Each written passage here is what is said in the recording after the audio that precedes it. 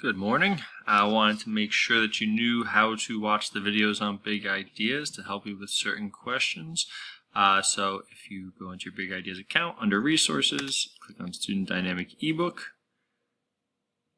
Once your eBook is open, you click on Algebra 1. That's the class. When this opens, you're going to go to the page that is assigned to read, which should open up right to it. Obviously taking some time, but so here we go. The question that was asked for this part was, and you got to zoom in order to get this arrow to come up, but it was asked how to solve this question. So if you see this blue play button right there, you just click on the play button for it. And it might be different, the question. In this case, it's exactly the same, but if you click play, it will show you exactly how to solve it.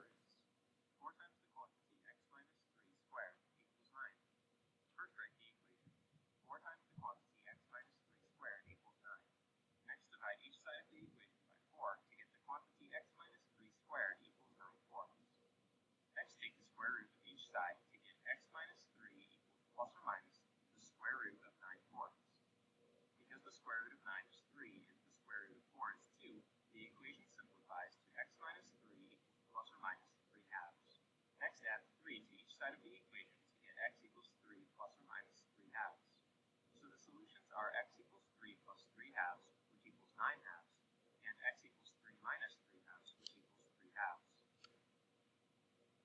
So there you go. There is our answer. So if you need any help, please make sure you watch the videos, and if you're confused after that, reach out, of course. All right, thanks.